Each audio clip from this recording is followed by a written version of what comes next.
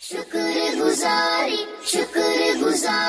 ایک وزیر بہت ہی اچھا تھا، صابر اس کا نام تو سچا تھا، راجا کی آنکھوں کا تارا تھا، سب سے زیادہ اس کو پیارا تھا۔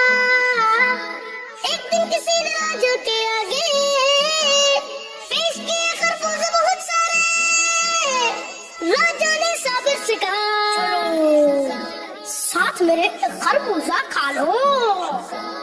راجا نے خربوزہ اسے دیا، اس نے فوراً کھانا شروع کیا،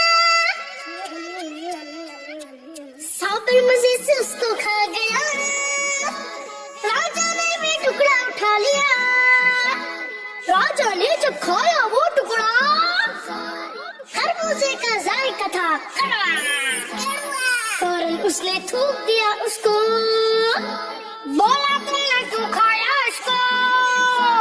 صابر بولا آپ کا تحفہ تھا، کیسے بولا میں اس کو نہ کھاتا، آپ کے مجھ پہ کتنے احسان، آپ رحم دل نیک ہے انسان، ایک کڑوے خربوزے کے پیچھے آپ کی ناشکری کرتا کیسے؟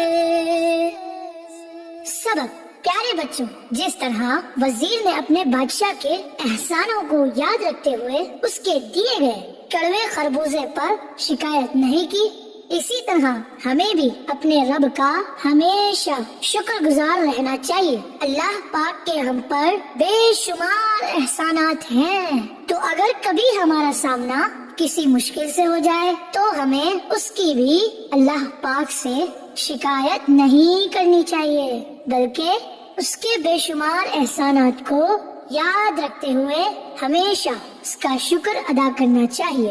اللہ پاک ہمیں ہمیشہ اپنا شکر گزار رکھے۔